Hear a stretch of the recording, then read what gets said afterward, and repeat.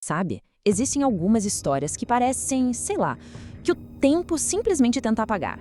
São casos tão, mas tão estranhos que chegam a desafiar a nossa noção de realidade. E é exatamente isso que a gente vai fazer aqui. Vamos mergulhar em 3 desses arquivos que foram esquecidos, com relatos de testemunhas super confiáveis sobre encontros que até hoje simplesmente não têm explicação. Fica a pergunta, né? E se as histórias mais esquisitas de todas forem justamente aquelas que a gente acabou esquecendo? Pensa só. Nós vamos fundo agora em 3 incidentes que, olha, quase sumiram do mapa, mas que continuam por aí, como verdadeiros quebra-cabeças, enigmas bem profundos e, vou te dizer, bem perturbadores. Bom, vamos começar pelo nosso primeiro caso. E olha só, essa história já foi uma das mais famosas lá no estado de Connecticut. É a história dos cabeças de bloco. Sim, é isso mesmo. E só pelo nome, a gente já pode imaginar o nível de bizarrice que vem por aí, né? Então, a história toda aconteceu em dezembro de 1957 e teve uma única testemunha, uma senhora chamada Mary Starr. E é aqui que o caso começa a ficar muito, muito interessante. A Mary não era qualquer pessoa. Ela era uma professora aposentada, super respeitada na comunidade e, pasmem, com 2 diplomas da Universidade de Yale. Ou seja, definitivamente não era o tipo de pessoa que inventa histórias, sabe? Imagina a cena, 2 da manhã, e a Mary acorda com uma luz muito forte e um som estranho. Ela vai até a janela e dá de cara com um objeto escuro, com uns 6 a 9 metros de comprimento, umas janelinhas quadradas, sabe? E essas janelas estavam iluminadas. E o mais bizarro, a coisa toda estava flutuando, em silêncio, bem ali, a poucos metros da casa dela. E não para por aí. Olhando mais de perto, ela viu que tinha gente, ou melhor, figuras dentro da nave. No começo ela até pensou, devem ser tripulantes de algum avião militar que está com problema, mas o que ela viu em seguida, bom, era algo que simplesmente não pertencia a este mundo. É aqui que a gente entende o porquê do nome cabeças de bloco. As figuras tinham cabeças quadradas e de uma cor laranja avermelhada. No lugar do rosto tinha uma luz, tipo uma lâmpada brilhante. Pensa que bizarro. Eles eram baixinhos, com mais ou menos 1 metro de altura e usavam umas jaquetas meio esquisitas. E um detalhe que a Mary fez questão de notar, em nenhum momento ela conseguiu ver as mãos deles. A hora de ir embora foi tão estranha quanto a chegada. Foi tudo muito metódico, quase calculado. Primeiro, apareceu uma anteninha no topo da nave que ficou soltando faíscas por uns 5 minutos. Depois, ela se retraiu. Aí o objeto começou a se mover. Mas do nada ele deu ré, fez uma curva super precisa para desviar de uma árvore, se inclinou para cima e, pá! Disparou para o céu em silêncio absoluto, numa velocidade de jato. Inacreditável. E tem mais. Um investigador chamado Richard Hall, que pegou esse caso para analisar, descobriu uma coisa muito intrigante. Ele encontrou relatos parecidos de anos antes. Ok, a tripulação dos cabeças de bloco era única, ninguém nunca viu nada igual. Mas o formato da nave, os detalhes como as faíscas na hora de partir, tudo isso conectava o caso da Mary com outros eventos. Isso sugere que talvez existisse um padrão, o que só deixa o mistério todo ainda maior, né? Ok, agora vamos sair dos Estados Unidos e atravessar o oceano direto para o Reino Unido, para o nosso segundo arquivo. E se preparem, porque essa história aqui é daquelas que dão calafrios. Começou como uma noite qualquer entre amigos e terminou num encontro aterrorizante que deixou marcas bem reais, tanto físicas quanto psicológicas. Então vamos lá. Aconteceu no dia 20 de setembro de 1965, numa cidadezinha portuária chamada Felixstowe. Os envolvidos eram 3 rapazes, Michael Johnson, Jeffrey Maskey e David Fordyce. Eles estavam só, passando tempo, de bobeira, numa rua cheia de árvores, nada demais. E aí, a coisa toda escalou muito rápido.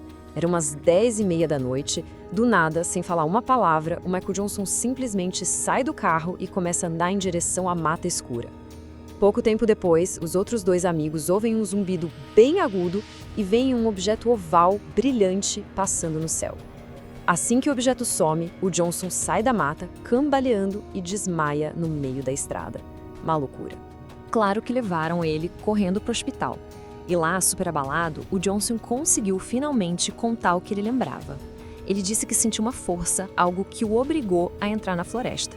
E lá dentro, ele ficou cara a cara com uma figura, um ser humanoide, com olhos enormes e brilhantes.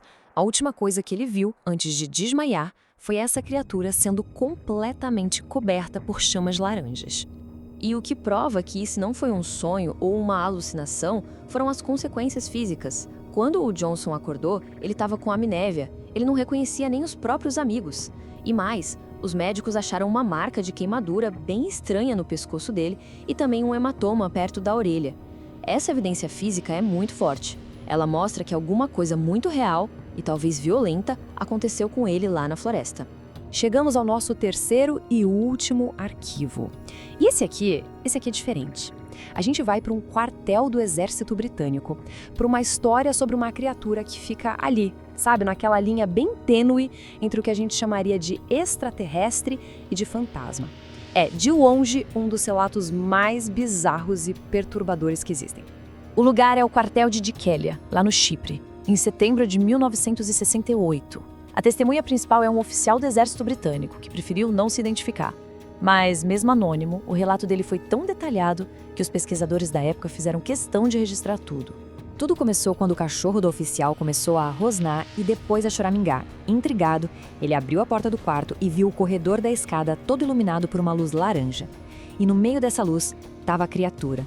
Uma figura com pele laranja brilhante, um cabelo vermelho bem vivo, tipo um topete de fogo, e um macacão azul.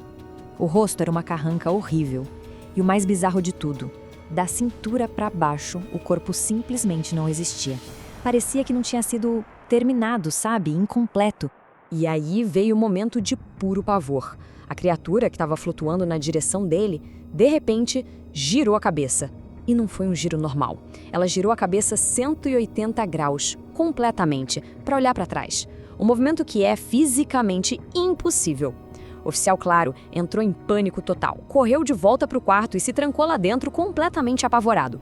E essa história, que já é bizarra por si só, fica ainda mais esquisita quando a gente descobre que algo muito parecido aconteceu na Espanha, 8 anos depois.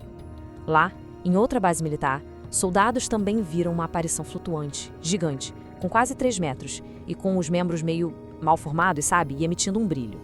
Mas a semelhança mais chocante de todas é que uma das testemunhas na Espanha também ficou paralisada de medo, exatamente como aconteceu no Chipre. Então vamos lá. Cabeças de bloco, demônios de fogo, aparições de quartel, o que a gente pode tirar desses 3 encontros? Eles são tão diferentes entre si, mas ao mesmo tempo são igualmente bizarros.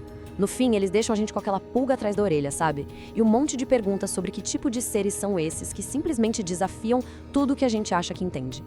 As teorias são muitas, e todas elas meio que mexem com a nossa cabeça. Será que são extraterrestres? Visitantes de outros mundos, com uma biologia e uma tecnologia que a gente nem sonha em entender? Ou será que são algo mais fantasmagórico? Espíritos, aparições, manifestações que ficam presas em certos lugares. E tem uma terceira opção que talvez seja a mais doida de todas. E se forem seres de outras dimensões, que vivem no mesmo espaço que a gente, mas de um jeito que a gente quase nunca consegue perceber? E isso nos leva à pergunta final: qual é a intenção deles? Porque apesar de serem encontros apavorantes, nenhum deles pareceu ser um ataque direto, sabe? Eles são uma ameaça silenciosa ou são só observadores? Observadores curiosos de uma realidade que é totalmente diferente da nossa, uma realidade que a gente nem consegue compreender. Talvez a simples presença deles já seja o suficiente para quebrar tudo que a gente pensa que sabe sobre o universo. E a resposta para isso, bom, talvez ela continue lá, escondida, bem nas sombras daquelas histórias que a gente prefere esquecer.